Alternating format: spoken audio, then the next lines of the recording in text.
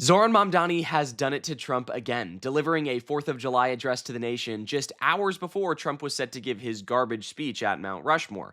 And Mamdani's address is impactful, emotional, and yes, even patriotic, while also being honest about the current issues we're facing in America today. So let's take a look together, shall we? All right, I've got the address pulled up here. Let's take a look. As we mark 250 years, what do we see? We see a city of contradictions within a nation of contradictions. We see the wealthiest country in the history of the world, one where children go to sleep hungry while the world's first trillionaire hungers for more. We see monopolies that dominate every industry and oligarchs who buy elections. We see masked agents terrorizing our streets, eating food cooked by our undocumented neighbors before spiriting them away in unmarked vans. I promise it gets more optimistic. We see a nation whose immense wealth has been built by those with calloused, dirt-streaked hands, those who toil on factory floors and chisel into stone. And we see a nation that has allowed so much of that wealth to be held instead in the soft hands of a precious few. Yes, we see America in a health insurance industry that exploits the sick, but that is not all we see when we look for America. We see it too in the nurse who works a double shift and then stops on her way home to check on an ailing neighbor. Yes, we see America in corporate landlords for whom negligence is a business model.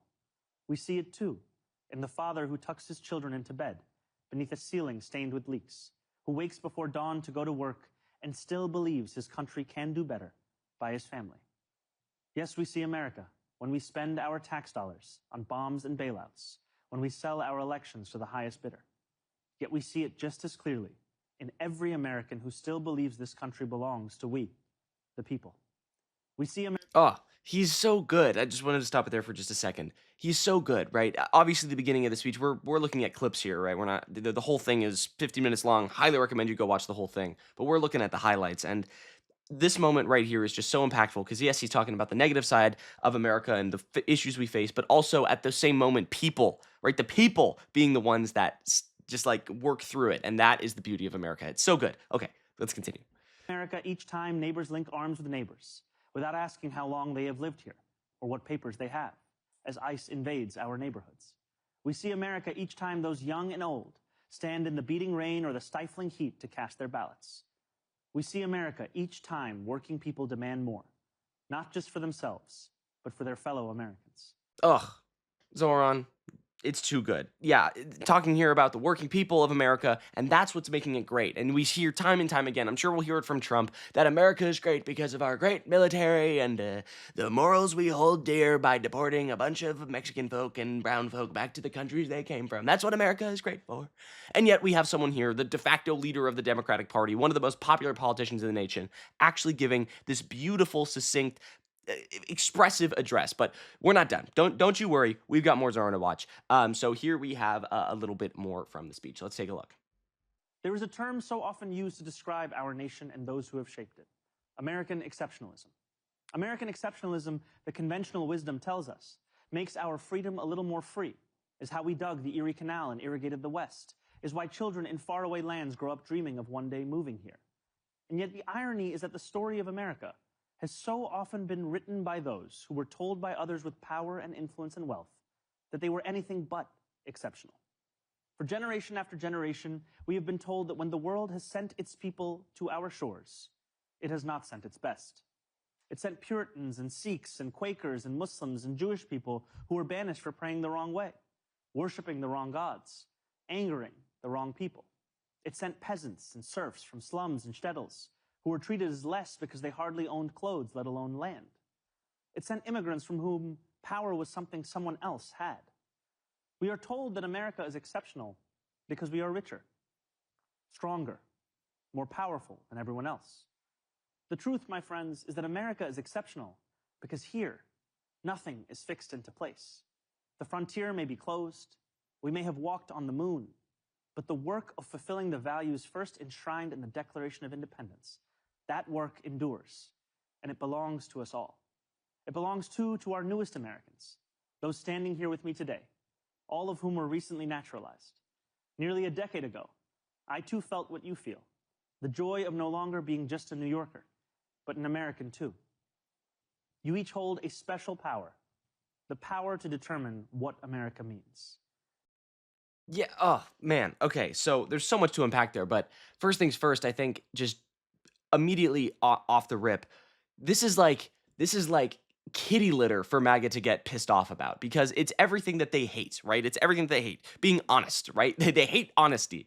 And Zoran right here is being honest. He's talking about the things that make America exceptional are not our great military, or not our this, or not all this bullshit that we convince ourselves is what makes America great, right? But what makes America great is the people that make it up, right? And I think the extra icing on the cake here is that he is doing this speech with a group of people. You see them on the sides here holding the flags, and there's more of them in some wide shots that are recently naturalized American citizens who are immigrants to this country, like every single other goddamn person besides a Native American, right?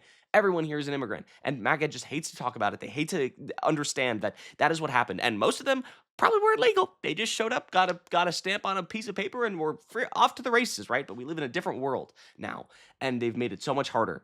And yet, here amongst all of that, people struggle and fight against these oppressive systems that subjugate them for years and years. And that is what Zoran is celebrating here, is the people. But we have one more clip from Zoran's address here. Here's the wide shot, and you can see all of the people. So we have a couple clips here that we're going to take a look at, a few timestamps. So let's dive right back in.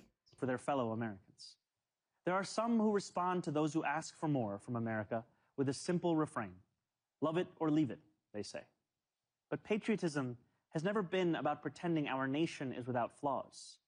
Patriotism is every act of righteous dissent. It is every march led under the heavy sun. It is every protest held a decade before its time.